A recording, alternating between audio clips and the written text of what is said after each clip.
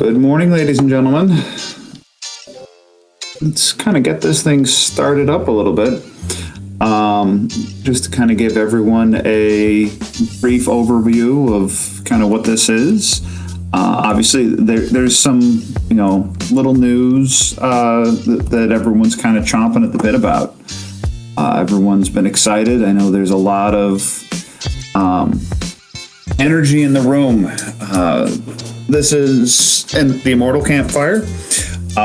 We generally do this in a Discord stage where we've got the speakers and then the audience members. Everyone in the audience, if you would, feel free to use the Campfire chat channel on the left-hand column.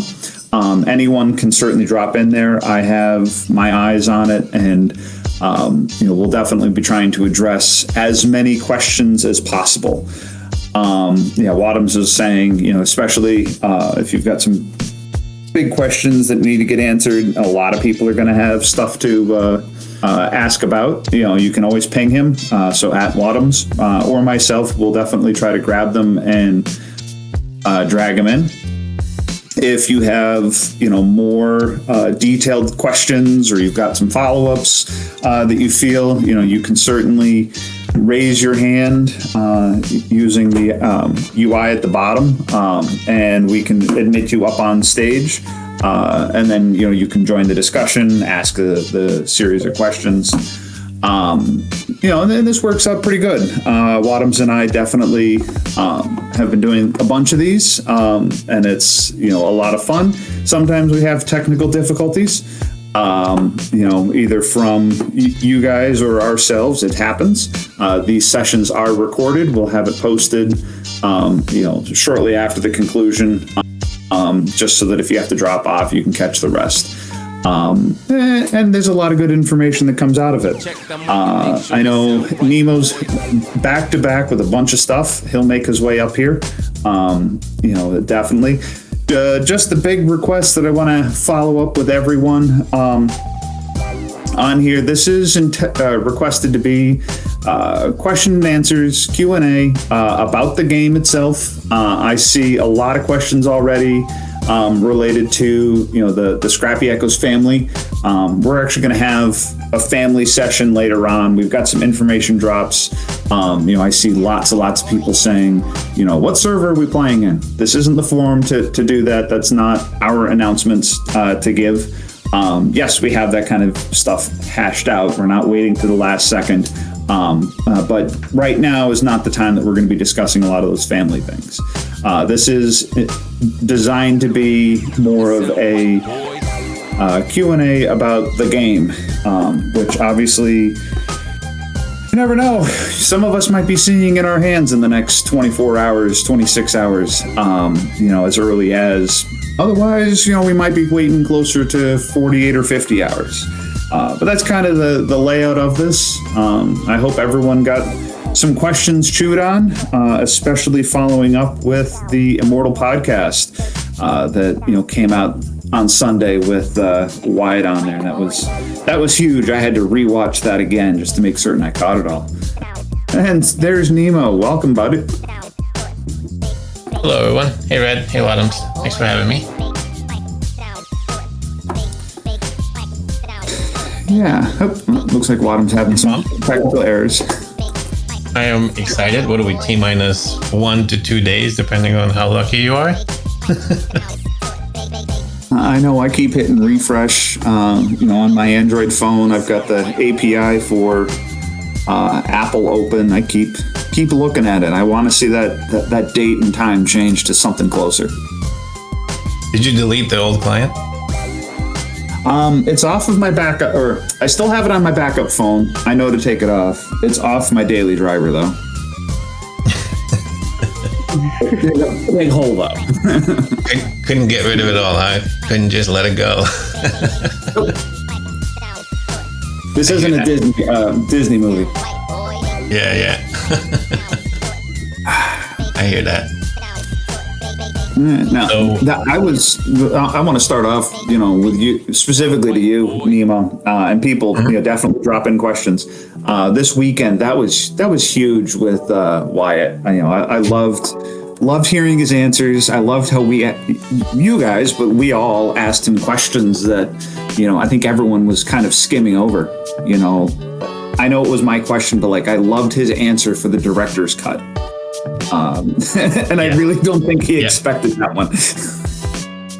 Yeah, he didn't. It was really fun. It's really kind of, I think that the best part about it is to be able to kind of show everyone how cool Wyatt and the whole team over there is. Because it's not just Wyatt, like he mentioned in the podcast, right? There's a huge team of people that are doing a bunch of different things.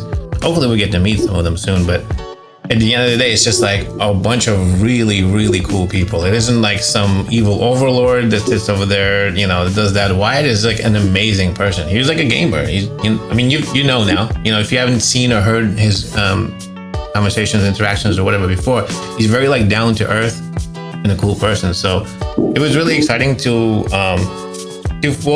actually have him for over an hour so we can sort of grill him on some of the questions that we had. And it had a deep dive, right? A discussion into really what they think behind the ball over there. What's going on in their minds and how they want Immortal to be. But besides that, just being able to just geek out about Immortal. I love that. That's my favorite. So it was nice to be able to do that with Wyatt and to have all of you participate. It was awesome. I loved it. And then the other one I loved was how he participated and his answer given for my end of show question. I started dying when I heard all of your answers, but his especially was good. I did not expect that, but that was the funniest thing I've heard all year. He's like, I want to have ability to punch people in the face through the computer screen. I almost died. I've gotten to see him, I don't actually know him. I've never actually seen the man, obviously. I'm on the wrong side of the country. But I've gotten to see him through his Twitch streams. He'll do the coding, weekend coding challenge. I can't think of the name of it. That it's so funny just to kind of get to know him mentally, and it's that's the way he is. He pushes and jokes. His Twitter account's always funny. He doesn't say much, but when he wants to share it, he's very personable, very approachable, which I think is definitely cool. He's not one of those top brass kind of guys that doesn't pay attention to the folks coming in. But no one's here to kind of listen to us talk about how great of a person he is. I've got looking at some questions. I know Jir wanted to come up, so I'm going to let him onto the stage. Let's start with a question I'm seeing right away. I've seen it a couple times about the Battle Pass. What's it? Ordre Noel asked the question about if I buy we'll say the expensive Battle Pass, the $15 USD. And I know this was talked about during the podcast, that if I buy the expensive one that jumps me forward the 15 levels, Wyatt said that buying the more expensive would not award experience for those previously unlocked tiers. He said that you don't lose out on experience. Given that the first 10 tiers require less Battle Pass points to unlock, would that mean that those who purchase the more expensive Battle Pass tiers 11 through 20 get less battle points? So kind of talk about that a little bit. I know there's been some questions I've seen on the Battle Pass that if I buy the $15 one and get the push through, what's kind of the pros and cons about that mechanic that we've seen, that we've read or heard? So let's kind of start with that one, because I know that's going to be a popular one for a lot of people. Which one do I want to go for? Sure. So thinking. By the way, I think you're echoing, Red. Or I'm echoing in your voice. So, okay, so Battle Pass, right? The $5 or the $15 one. The Empower Battle Pass gives you the portal, right? Or it gives you the extra skin, or the extra in that whole new cosmetic package you get. I believe it's the portal, right? Or a frame or something like that. So there's that. If you wanted the extra cosmetic over there, you'd have to get the Empower Battle Pass. But as far as what it does for you, I believe the points come at the end versus at the beginning. So you don't really, like some people are asking, will you get extra XP? Will you lose out on anything? You won't lose out on anything because you can continually, like when you max out your battle pass, afterwards you continually progress and you get like I forgot the name of it though, I'm trying to remember. It's tough. There's a certain chest that you get. And that chest gives you, I forgot what. I think it gives you gold, it gives you a bunch of stuff. So it continually can progress the battle pass. So there isn't really an end to it. So some people are like, well, what happens if I, fast forward and then what happens at the end of the battle pass? What do I do when I max it out first? So I don't think there's any issues with that. As far as losing out on points, you're not going to lose out on points, but I don't think you're going to gain any points. I don't remember exactly how it works, so don't quote me on that. But I think the points come at the end. So if you get jumped up to 14 levels or whatever it is, the extra points I think come at the end. Yeah, the Battle Pass rewards hilts as well. It's like 100 hilts per unlock past level 40. So it's actually pretty good. I loved getting to the end of the Battle Pass and just unlocking that chest for the hilts. It's great. Thank you, Wadums. Hilts, that's right. That's the other thing you get. I think my takeaway was also like, from what I was getting on Saturday or on Sunday rather, that what they want to avoid specifically is, I insert my credit card for $15 and instantly I walk away with some amount of XP. And I know that was specifically a mechanic that I caught. We, the game team, don't want you to purchase XP.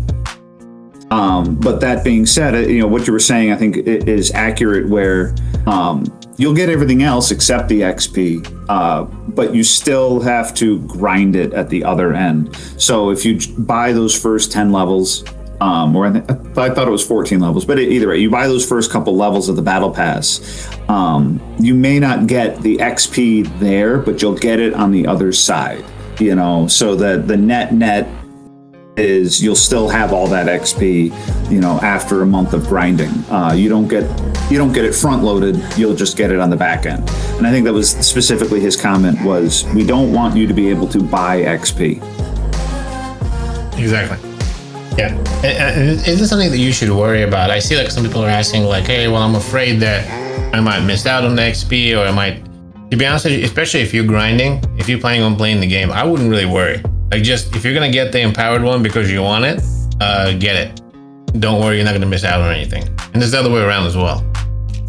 So. No, and I know, as I kind of thought about it, like, that chest at the end, and the name evades me also. Like, I know in the 3 months that we had beta, I know I hit it once.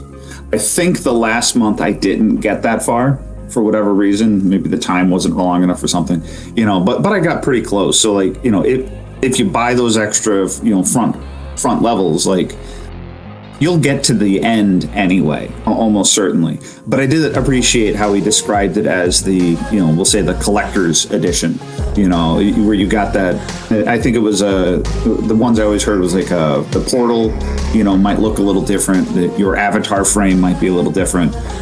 Just to kind of brag that like, hey, I really support it. I mean, it's the same thing like my Diablo Immortal pin that I have, like it's a chunk of metal. It really doesn't mean anything, but to me it means something, and I could wear it around town and some people are going to look at it like, what the heck's that piece? And then other people are going to be like, I like that. I want it. Where do I get a Diablo Immortal, collector's pin? Agreed. Yeah, it's a custom portal and a frame that will match that month's Battle Pass cosmetic set. That's what you're getting.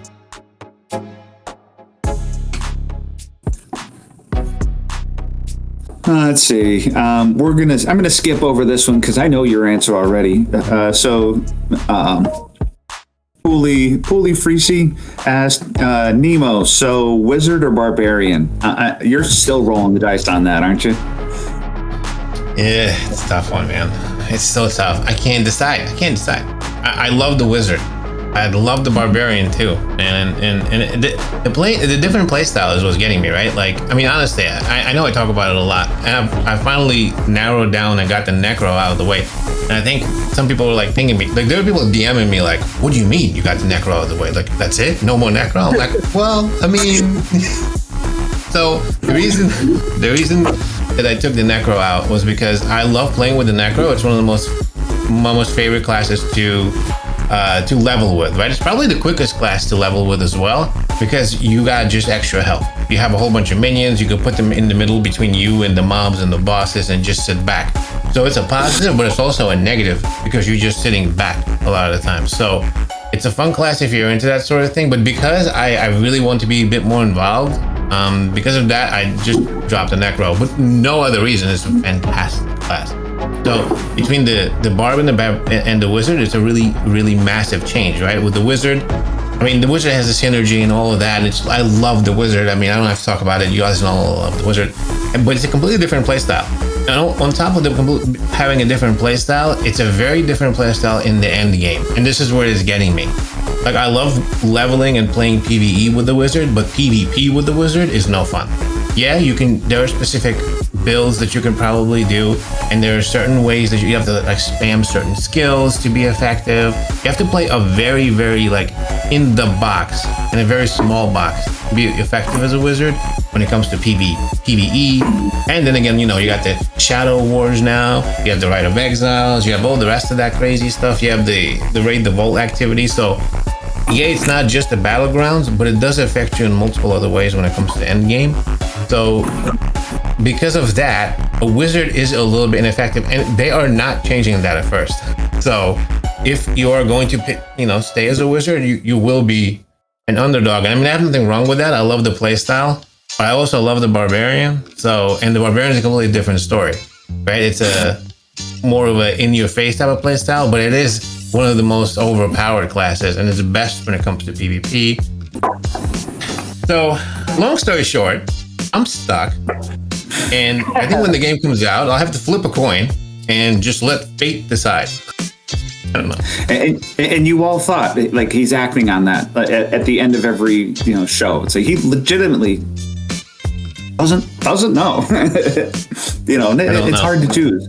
Unfortunately, you get the class change eventually, but. Let's see. Here's a good one. As I'm kind of going through, I'll never get to the bottom of these chats. Did you get questions, Red? Sorry, because I think Switch has a really good question that people don't understand, because at one point the battle pass you had to turn in all your battle pass points on Sunday, and then at the end of beta now you don't. So Switch's question was, can you go through and explain the reasoning for turning in battle points at the end of the week and such? Basically, turn in all your battle pass points on Sunday. What's the reasoning for that, and does it still apply? So I think they fixed that. I'll have to double check that, of course, when the game comes out. But I'm pretty sure that they fixed that. But the whole reasoning behind it was there was a daily quest that you would get, and you would get extra platinum for doing them, but you couldn't do them if you maxed out your battle pass.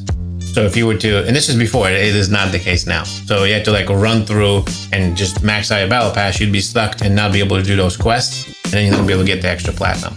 So if you just like take all your battle pass points and you hold them until the end of the week, before Sunday, and just pop them all in, and you're able to just slowly turn in enough just to get the platinum. But they heard about this and they fixed it. So now you could just freely turn your battle pass points in, and you'll still get the platinum quests that are daily. Make sure it sound right, boys. And again, that goes back to, like you said, that they are listening, they're modifying all the time. There's certainly certain developer teams out there that might be like, oh, you're afraid you might cap out or too early? Here, let's turn that dial a little bit so you top out even earlier, and then you must pay us for that platinum. Because that gets the in-app purchases, and they don't like that. Mm-hmm. Let's see. Now, for those of you that weren't really, 100% familiar, platinum is one of the currencies that you can, certainly pick up. This game has a lot of them. This is kind of related to the currency questions for a little segue. Bones McCoy asked, do we have any more info on Scoria? How to get it, what's it for, and if not acquired through daily tasks, is it lost? So there's a lot in there. So, the Scoria to help level up the Heliquary. So let's kind of take the first one of, where do we get Scoria? We know we needed to rack up the Heliquary. Based on what we've seen, where can we get Scoria? What should we be focusing in on? So you get Scoria by doing a variety of different things, actually. There's even more ways now of getting Scoria, I believe, by being now on the top of the Heliquary leaderboards with your warband, which is a new addition of how you can get Scoria now. But one of the main ways is to do your bounties. Actually, there's a variety of ways. There's little ways of getting Scoria there and here. I'm trying to remember if you're an Immortal, if you get Scoria. No, you don't. You don't, right? No. So you just get hilts and gold delivered to you, right? No Scoria. Okay. So now Scoria is a very important thing in the game. A lot of people might say, so you take the Scoria, you bring it to Charcy, and then for some money, she will convert it to Hellfire Scoria. And then, which is always, I found that to be interesting. And nobody ever said anything about that. But you'll notice that you had to convert this to Hellfire Scoria. So does that mean that there's going to be other uses for Scoria in the game in the future? Would you be able to convert it to some sort of other type of Scoria to use it for something else? Nobody ever asked that question. Good one, in my opinion. All right, so what you do is you take her, you convert it, Hellfire Scoria. You take the Hellfire Scoria and you upgrade your Heliquary. The Heliquary gives you combat rating. Combat rating is how hard you hit and get hit in the game. So basically, it's your power in a way. Right? Or at least a piece of your overall power. So it's very important to do. Will you miss out if you don't have Scoria? Absolutely. Now, one thing is things like bounties, they stack up. So it's not like you'll have to do them every day. It's just a great thing, by the way. We used to just have to run around and make sure we did them, but now bounties stack up. So if you miss a few days, you're still going to be able to go back and do them. But the idea is you don't ever want to miss out on Scoria. It's probably one of the most precious items in the game. Now, there's going to be specific ways. I was going to say that you can't buy it, but you can. When you unlock the Heliquary, I believe level 34-ish, you'll have a treasure trove. It's called the Heliquary treasure trove. That's what we had that in beta. And that gave you some Scoria as well. So there was ways to buy it. It wasn't an expensive trove, but that's something I highly suggest if you're going to spend money. That's like an insta buy. I'll say it was a good amount of Scoria too. I think it was 20 something Scoria, which is as Nemo said, you should buy it if you can. That's number one on the list. It's extremely important. So high level, you don't want to miss out on the Scoria. Make sure you grab it, and that does mean that at one point in time you do want to do your bounties, at least for the Scoria. There's other little ways of getting it there and here. You can also get it from raids, completing raids as well. So. Oh yes, right. Thank you. As far as that goes too, and this is true on any of the currencies, or even some of the equipment too. Use your tooltips, use the codex. You'll find, with the Scoria, if you tap the Scoria icon, it'll tell you, hey, you can collect this by doing these things.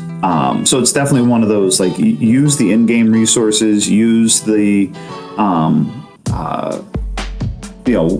guides that are online, blow up general chats, with these types of questions too, because there's just honestly so much, and I know that's a lot of the questions from many people, well, how do I do this, and how about this, and what about this, and the game is so vast that you're not going to remember everything.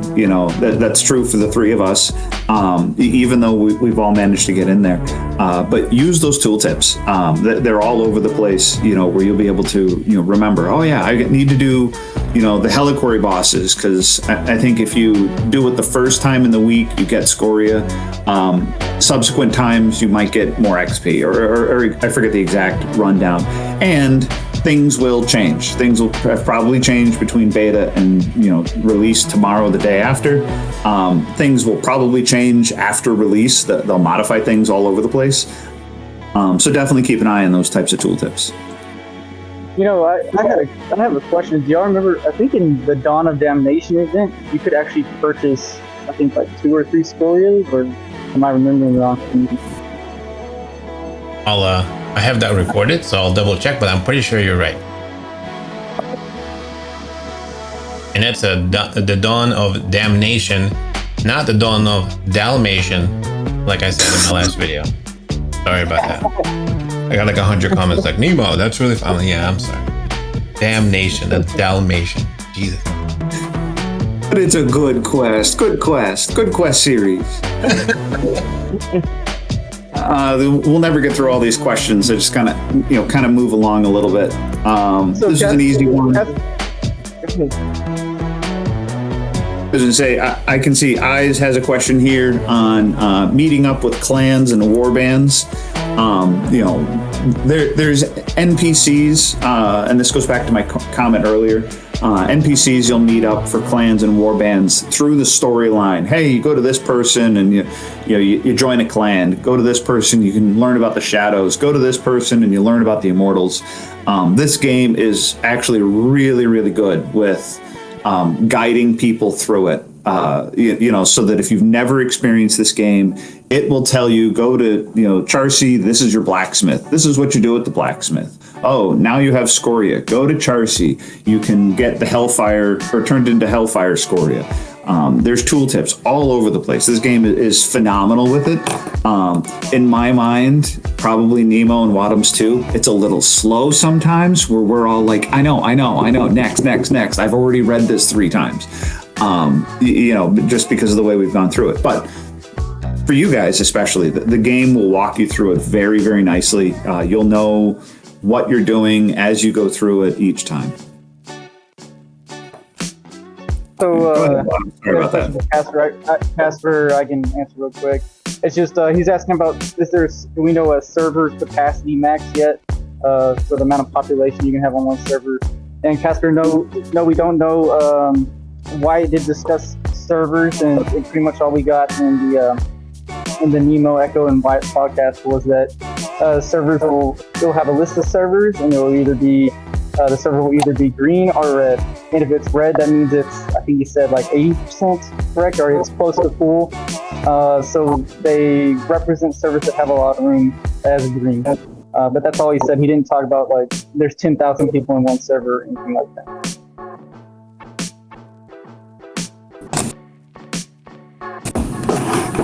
And then VDub has a good question about World Paragon. I guess one of y'all can take this. It says, has server and World Paragon been completely removed? Is there still grinding caps? So I could answer that if you want. The server Paragon system has not been removed. It's still there and it lives very well. It's we all know what that is, right? So it's available. The server that caps to some of the highest end of grinding have been removed in a sense, or adjusted. Before, it used to be where you would just get really penalized in every single way if you were at the highest levels of that server Paragon system. But now they've removed some of those and gave the ability for you to continue grinding. There's like still specific caps as far as like, because remember the idea is they got to make sure that they not slow down but keep the server sort of together, right? You can't really have people that are super high end and super low end without having some sort of system that kind of matches them or moves them closer together. So this new, what they're doing is they're adjusting it in a sense to where now, like, you'll be able to go and continue grind for your gear. Like before, you weren't able, once you reached that cap level, any kind of gear that you got was actually completely just garbage. You weren't able to use it. You weren't able to break it down for material, right? So you weren't really able to progress in the game. So it sort of slowed you down as a dead stop. That's been removed. So you can continually grind your gear slots to get them to the highest levels. You can continue more about that, but I don't want to go into too many details. But yeah, the caps are there. I agree. It's a good. So they modified to beta. They modified again to match what we'll see at actual release. And they keep changing it. And again, they play it. They want it to be the best experience possible. Let's see. I'm kind of zipping through questions too. Go ahead, Wad. Yeah, so Starva has a question here, and it's pretty good. It says, how fast do you think the average player will reach max level? One who plays 2 to 3 hours daily. 2 to 3 hours daily. I would say it's a tough one because there are specific activities and specific things in the game that you sort of have to do, right? So if you're focused in the sense that you're trying to finish the game, you could probably get it done like to 60 maybe in a week, maybe a little bit more, I would say. Somewhere within the week or two range if you're playing it semi-casually 1 to 2 hours a day. And you're focused in the sense to where like you're doing specific activities.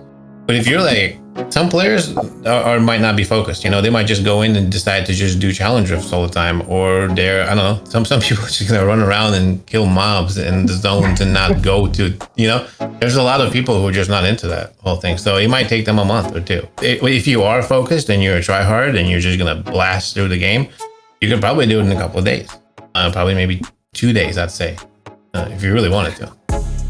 I remember listening once. Yeah, I remember listening once to Wyatt. He made the comment that, in his testing, about 24 hours of play got to level 60. And that felt about right. So, I mean, like you said, if you do 2 to 3 hours a day times 8 days, there's your 24 hours.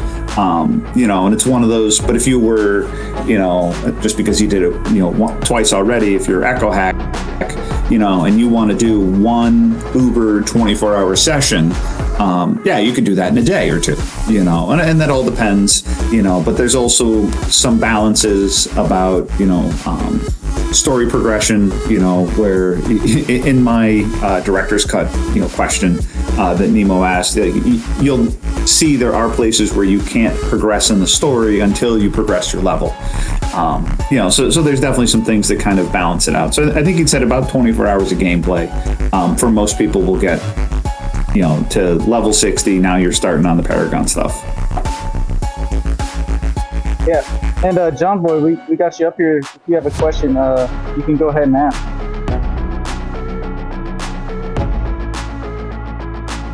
If you're talking, we can't hear you. I think sometimes when you mute your mic and unmute your mic, it actually makes it where you can't speak. So you'd have to hop out and then hop back in.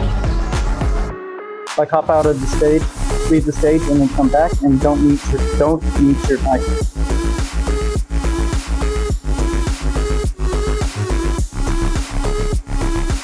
You can always just text it to the channel as well, so we can read it that way.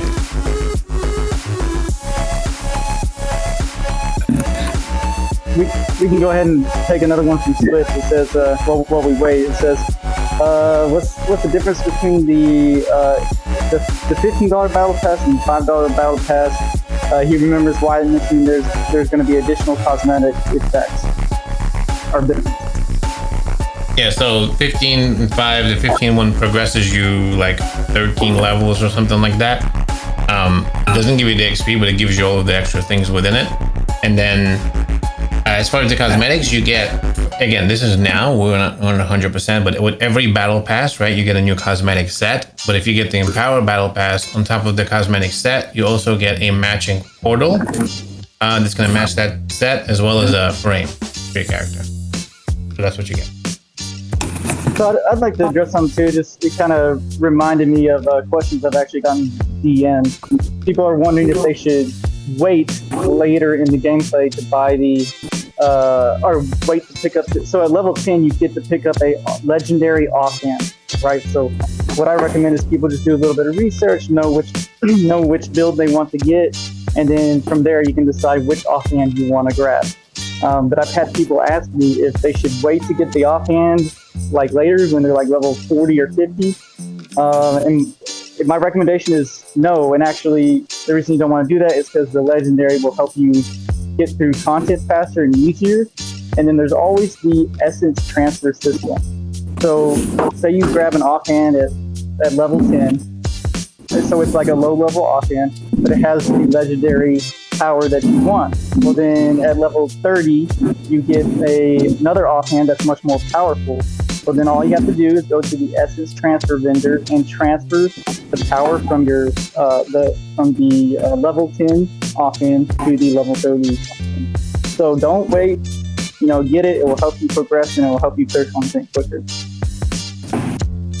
And that's an amazing system that when you're new in Diablo Immortal, and not even, you might have played Diablo before, and it's still the same. It's kind of new.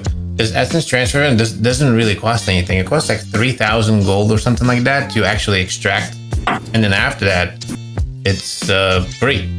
So, and the thing is, the way it works is you don't have to have the exact same piece too. So if you found a legendary piece, an offhand legendary piece, there's multiples of them, right? There's a bunch of different ones that do different things. Well, like Wadums was saying, you can take this, extract it, and put it into any other legendary piece that's not even the same. As long as it's an offhand, you can throw that power into it. So if you get a piece, you use it for a while, and then you extract the power for 3K. 3K gold is nothing. It's literally free. And then after that, to imbue that power or to put it back into another piece, it's free. So think of the essence transfer vendor as a collection of legendary powers. It's a book of powers, and as long as you've had that piece before, you've put it in and you've extracted the power from it, you're able to continually put it into it. And it's not like if you extract a certain power, once you take it and put it into something else, it's gone. It's going to continually be in the essence transfer vendor. So once you extract it once, you can continually nonstop forever for free, put it into any other legendary piece. Long story short, it's a piece for you to be able to just hang out and, just keep putting power into stuff. Awesome. All right, so Ed's asked, is there any benefit for warband aside from shared storage and telequery rates? There are a few little things. You're gonna get like an encampment where you can hang out with your warband. There's possibly some other things that they're planning. It sounds, or you've heard Wyatt and a bunch of say like they are doubling down on this whole warband idea. There probably will be a little bit there and here, but the biggest thing is definitely the stash. Well, the biggest thing, to be honest with you, is the Heliquary. Because if you're able to get extra scoria, that's huge. That and being in a warband, it just makes it so much easier for a lot of the end game stuff, whether it's running a 4-man dungeon. You already have a group of people that are going to run with you if you need, or when you're doing the Heliquary, there's so many people in this audience. I know you're going to just charge in at full tilt. I want to take on the first Heliquary boss because I just heard about it.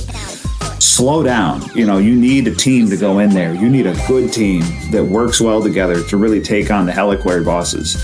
And being in a warband, you've already got a substantial group that's ready to go.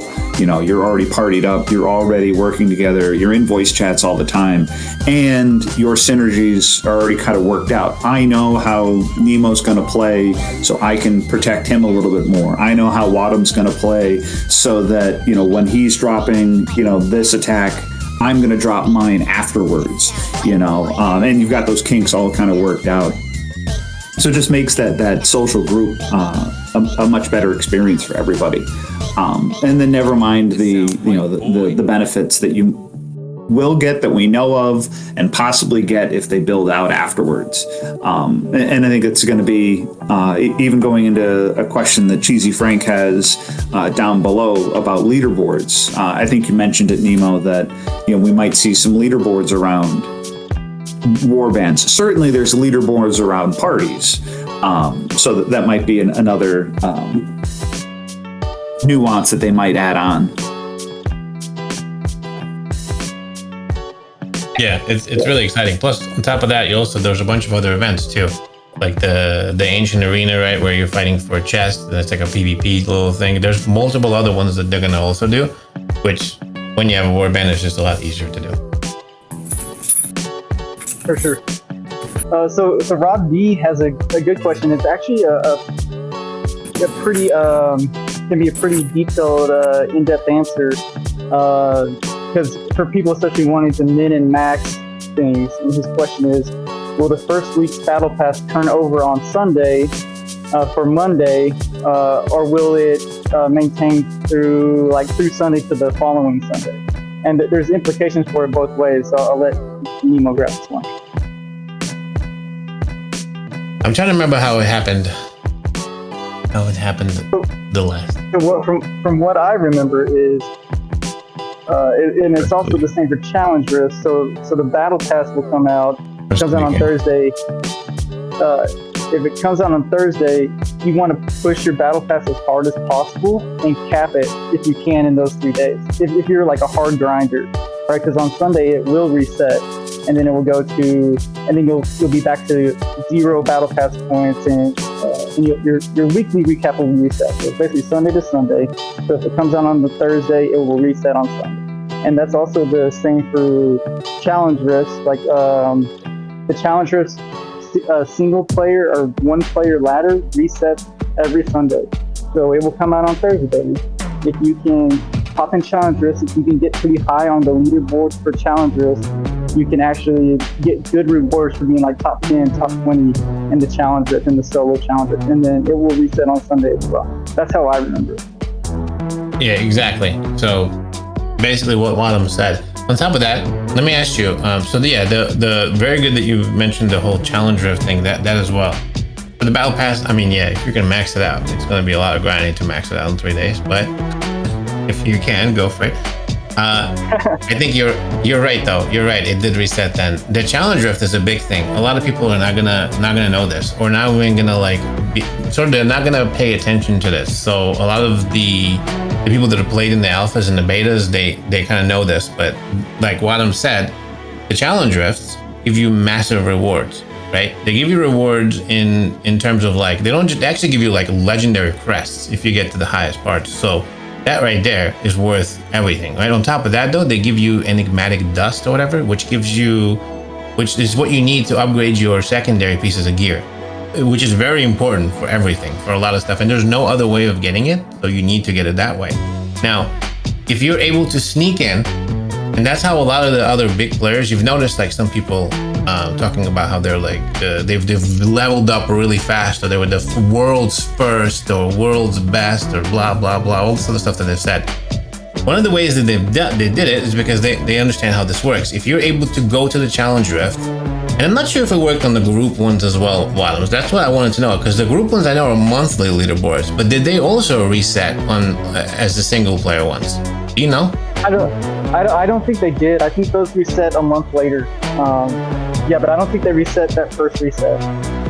Okay, so the group ones didn't. Okay, so what you want to do is get onto that challenge rift, just start doing them basically, and just push them as hard as you can. And as you're playing the game, don't forget to continually go back and push them, because if you're on that leaderboard anywhere, like really anywhere near even mid leaderboard, you're gonna get massive rewards. And if you're at the top, and it's not going to be very hard to get to the top. It's going to be the first 3 days of the game. Most people don't even know what the hell a challenge rift is. Half the people are going to be running around like killing mobs and trying to figure out how this whole thing works. So if you're focused, you're going to be able to get on there, get in and get to the top. And once you do, that's going to boost you to the most maximum levels. If you get to anywhere in the top 10 of the challenge rift, you're going to be the top player in the server. And that's how those other players became the top players in the server. So keep that in mind. And in the run and maintain, you don't even have to keep blasting challenge rifts. After the first couple of weeks, if you've been pushing, sometimes you just have to do one challenge rift just to put yourself in the running. Yep. That's it. And then you just get rewards because you were in the top 10 or top 50 or whatever, and there's no one else around you. Just pushing one more level gives you free rewards, or choosing a less popular class, because people will also forget to do their challenge rifts. And again, just because you did that one on Tuesday just to get it done, you just get some free goodies. And it's big. It's a lot of rewards. So on your server, do not give out those rewards for free. Don't let No. whoever is gonna try to be world's first to get those for free. Go in there, do the challenge drifts, and make sure you put them to the test. Next question. So Crimson has one real quick. It's easy. Are the one-time bundles on a time limit, or can I purchase them when I can? So like the treasure trove. Oh, that's a good question. I'm not going to be able to speak with certainty because I don't know. I know that they were around for a while for me because I tried to keep them all until I did the video. So I didn't buy them for a while. I don't remember how long that was, but I'm pretty sure once you buy them, they're gone, but I don't remember. So I'll try to find out. I'll see if I can. That's a good question. I'll see if I can find out. Yeah, that's a good question. So Splat has another question. He says they have a serious warband. Is it a reasonable goal of trying to kill the first Heliquary boss before the first week reset early Monday morning on the 6th? I mean, that's is it reasonable? I mean, if you're planning on not sleeping, the heli bosses are not easy. Like, I think, again, it's going to be adjusted, but the first, I remember LaSalle was like, what, friggin' 1300 ORDR or something like that? 1580, I think. 1580. Yeah. This is going to be hard to get to that in the first few days, but if you maybe don't sleep and just inject caffeine into yourself, you know. Yeah, not even that. Not even that. You need to be max level, and I guarantee you are going to have to spend a bunch of money to get your ODR that high that fast. I even hated just playing normally, you know, trying to just get LaSalle done organically. I didn't always have a party to run with.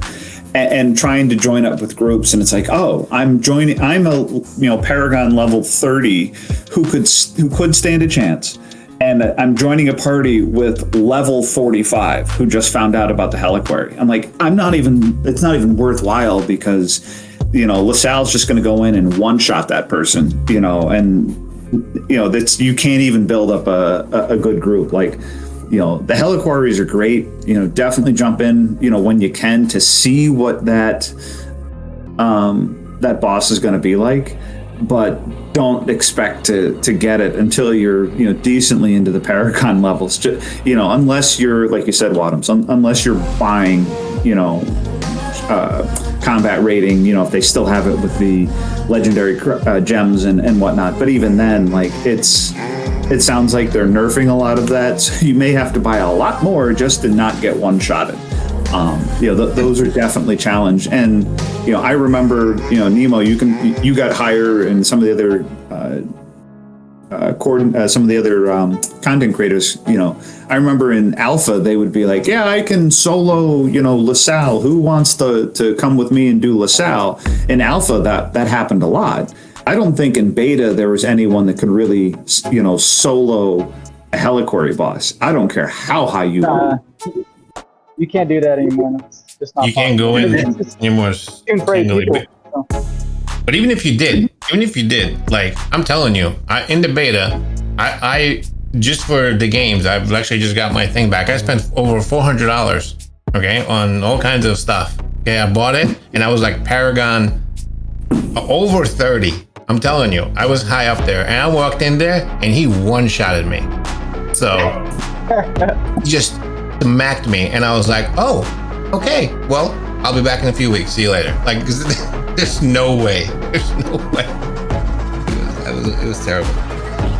Here's another good one. Here's another good one for you from Bones McCoy. He said, so to my understanding, the Ancient Arena will be a main source of legendary items.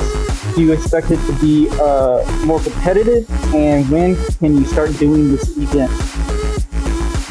Yeah. So, Ancient Arena is a lot of fun. You can start doing it as soon as you get to the area. Believe around, well, I think it was like 50s. It's gonna be super competitive on all difficulties too. Remember, right? So you can play any of the events on any difficulty. So, like a lot of the times when we were playing, we would like kind of break it up. So let's say if you're playing with your warband, you'd be like, all right, you 4 split and go into hell 3, we'll go to hell 2, and then, you know, somebody will go to hell 1. And there wasn't a lot of people there, so we just sat on those chests and waited. But when the full server comes around, absolutely, it's gonna be like there's a notice that goes out. If you're in the area, it says Ancient Arena starting, and there's a countdown. So everybody who's around the area is definitely gonna show up. And once they do, of course, it locks you into a PvP battle. The last person standing wins the chest, which guarantees you a free legendary. Right, so just think about it that way. Is it going to be competitive? Absolutely. On every difficulty, you want to bring 4 players, and there's probably going to be a whole bunch of groups of people sitting on those chests, just waiting to, not even just for the legendaries, but just for fun of trying to crush people. But you're going to need to come in and definitely party up, and get in there and do that. So yeah.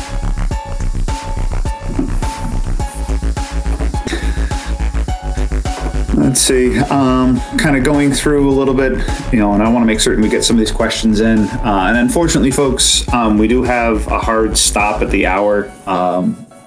So, you know, if you've got any good questions, drop them in. We'll try to get to it if we can. If not, we'll respond in the chat afterwards.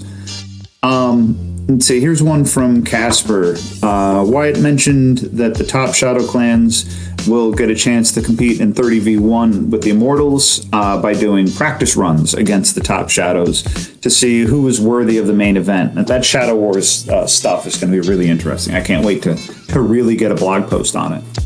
Do we know anything about how that bracket system is kind of set up? Is it by elimination? Is it by you know, number of wins and losses? Do we know anything about that officially?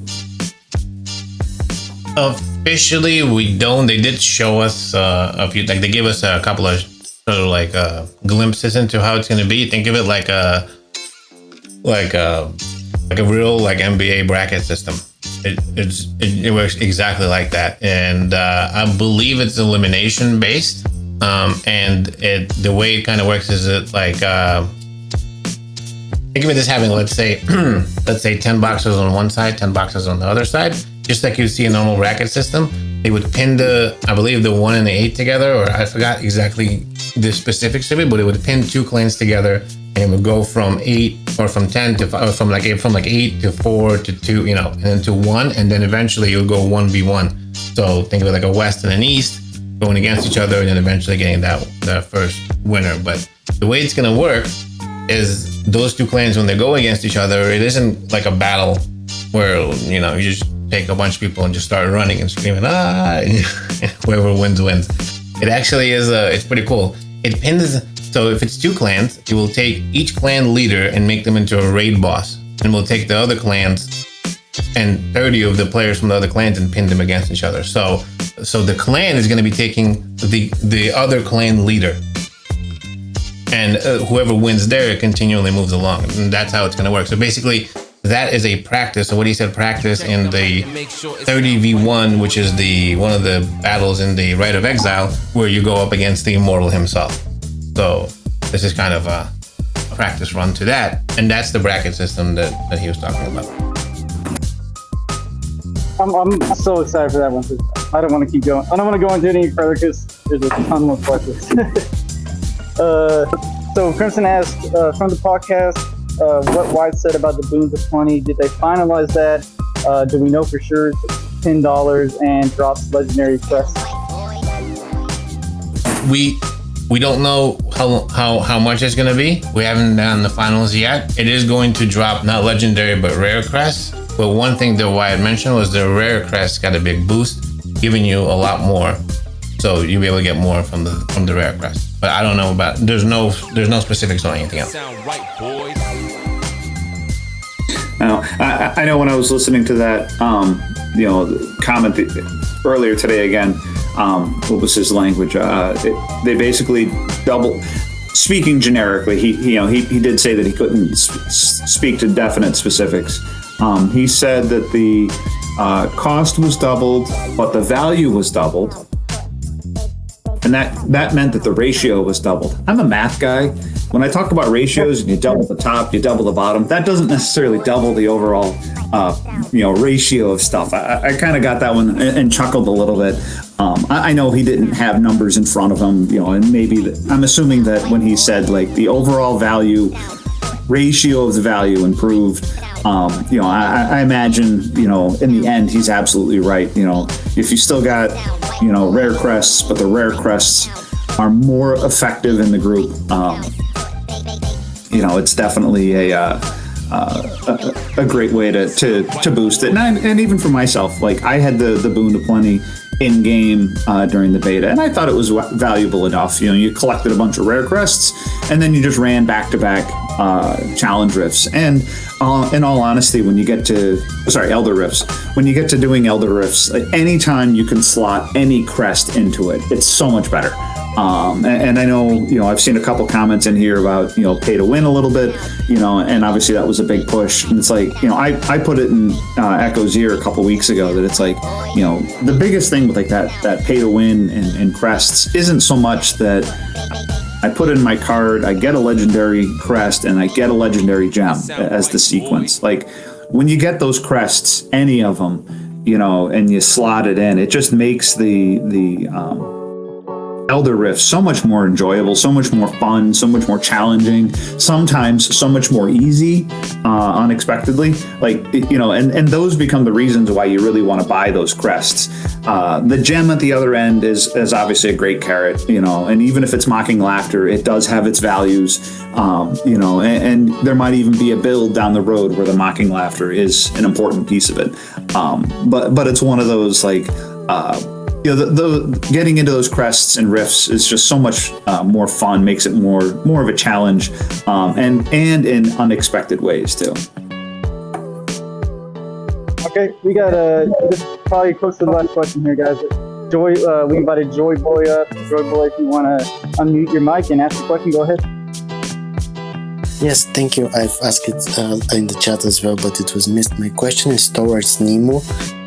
About their last podcast that you've made with Ryan, why you've never asked him the question about the pay-to-win system, and why don't you think they put some limits to the shop? Let's say they can buy only like 10 legendary crests per month or something like that. So for the free-to-play players with grinding to keep up with the pay-to-win players as well, they've input pay-to-win features, which you can get only with paying, as you know, the new features. And even though in the podcast, this question was asked multiple times, you've never asked Ryan about the pay-to-win and what he thinks about that. Thank you. Sure. So, this is kind of a thing that's been beaten over and over again 100 times, and it's been asked many, many times before. And at the end of the day, I want to see when the game comes out as a final stage before we really start talking about the monetization system. So I had a bit more. So there was no agenda, and we did not skip the questions. But if you look at it from our point of view, there was like 800 viewers. There was so many questions that were coming at us. So we just picked the most interesting ones. The pay to win one is not the most interesting one to me for several reasons. Because one, we already beat this dead horse many, many times. Two, we need to see it when the game comes out to finally see how the monetization system works. Plus, he also we did mention this, I think, when, I'm trying to remember, it was like an hour and a half podcast, but at one point he talked about how they adjusted how the legendary crests and the rare crests work, and the whole idea of the fading embers, removing the platinum costs from them, and he mentioned a bunch of other stuff when it comes to that. So he did touch on some of this stuff, but we didn't directly go into hey, let's talk about Diablo Immortal's pay to win, because it was more of a high level discussion of Diablo Immortal. This is the first time Wyatt came to visit us too, so I had tons of other questions that were more interesting for me anyway, and that's kind of why. But there was really no. I think I'm trying to remember, because you asked a few questions, so I think at one point you said, was there a reason for this? So no, there was no limit set on anything. Wyatt just showed up to the show just to hang out, and there was nothing like, oh hey, I can't talk about anything. That was not set. So he was able to talk about anything we wanted to. I see. Thank you. No worries. Obviously, that is a hot topic for a lot of people. I know, you can type in Diablo Immortal and monetization and get, 500 videos, all that posted out in the last couple of weeks or months. And they all have valid points. and they all have opinions in there as well. I mean, it's one of those. There is no easy answer, and I know Nemo and I have certainly had this discussion over since beta, even when we knew that monetization was finally here. Let's look at it. Ultimately, this is a free game, and it's definitely not Flappy Birds. It's not, Minesweeper. It's not a game that, that people are just going to play for a few minutes and walk away. They don't want that. Blizzard doesn't want that. Activision doesn't want that. They want people held in. Obviously, they need to make money. They need to pay the developers. They need to pay for content, licensing, servers, all that wonderful stuff, And they could easily have made this into, a cash grab, list any number of games that are out in the market. But they didn't. And they did everything, in my mind, personally, in as a fair of a way as possible. It's $5 a month isn't a huge expense. It's a lot for some people. Totally get it. But that's reasonable for a lot of people. Am I going to drop, hundreds of thousands of dollars to get max gem residence and all this stuff? I don't think people are really even going to get to that point where they want to do that, where they can do that. It at least becomes my opinions on the other end. Well, it just, because I know we're over, so we got to finish. Just one last thing I want to say. I did make multiple videos on the pay to win in Diablo Immortal. I made them before anybody else. I was one of the first ones, and I've touched every subject on it, from the start of how Diablo Immortal is pay to win to the whole system of how I did the shops and etc. There was like 4 or 5 different videos, with the final video being 45 minutes, where at the end of the day, I did give my suggestions and kind of talked about, so like they know how we feel about it. But at the same time, you also got to remember this is a rolling project. Just because someone says, oh, this is pay to win, they're not gonna just go around and change stuff. But the idea that they've adjusted some of the features with the fading embers are now free, we're able to do it without platinum and etc. That's a really big step in the right direction. And they've shown you many times that they've actually changed a lot of stuff, and they listen to the community. So this is why I didn't want to, like I said before, to JoyBoy, I didn't want to beat a dead horse, because we've talked about it so many different times. It's definitely something we could talk about in the future, but first we need to make sure the game comes out, so we have the real values, so we're able to see what's going on, and then afterwards we can take that on. But the idea of just making a video or talking about something and without knowing anything is just, it's a waste of a conversation. And that's kind of why we didn't really fully touch on that. So, but anyway, I know that we're at the end, right? So let me just zip it. Go ahead, Red. I was gonna say, do you have anything else? Otherwise, I'll wrap this up, because I know you got to jump over to that other call, and I'll pop in when I get there. Yeah, no, I think I need to jump into the other call, but it was a pleasure, as always, being here. So I'll definitely be at the next Campfire. I'm excited about that one. Thank you, Red, Wads, and everybody for running it. Yeah. Alrighty. Thank you much, Nemo. All right, man. See you later. Alrighty, guys. So obviously there's always more questions. There will be more questions. Definitely drop them into the Campfire chat. We'll try to respond as best we can. This session was recorded. I will get it downloaded and uploaded to the Campfire channel, so you guys can definitely re-listen to it if you need to. And if anyone's got any questions, feel free to ping any of us, and we'll definitely get it in there. As far as the family stuff, I know we kind of skipped over those questions, servers, names, any of that stuff. That information is forthcoming, so you guys haven't missed it. It will be in family announcements, and then there will be public information that will go out very shortly afterwards. I know there's many people in this audience list that may have missed the enrollment for the general population, and you don't want to miss out. You will get that information before the game officially drops. We know that we'll say in about 24 hours. Sorry for disturbing. Game just will posted show the up. names of the servers actually, so you can check them. All right, then I knew it would be coming out soon. I did see that. So, the game will be dropping. You will get that information. And as JoyBoy is saying that in the updates and informations category, We do have our servers listed out now, so thank you very much. The NA East is Iceburn Tier. NA West is the Cult of Dalmatian or the Cult of Dalmatians, depending. Europe on the English side will be in the Ancients, and then Oceania will be playing in Bloodsworn. So again, more information will definitely be coming out. So if you guys want to join us, obviously you'd be more than welcome. At least to be in the right server. We'll open up enrollments for anyone else that wants to join the family as soon as we can, and you'll get the same information posted in the same spot, so you guys can start joining us at that point in time. So otherwise, hopefully the game's out for many of us in 24 hours. If not, you'll be there in 48 hours. Definitely look forward to playing with you guys, whether in server or not. And then we can continue these. We try to do it, once a week in this type of fashion. Hopefully it'll be a little more discussion about some gameplay where you guys have the experience and it's not just us. So otherwise, I'm going to take this campfire down. Thank you very much for joining. And we will definitely see you guys around Sanctuary.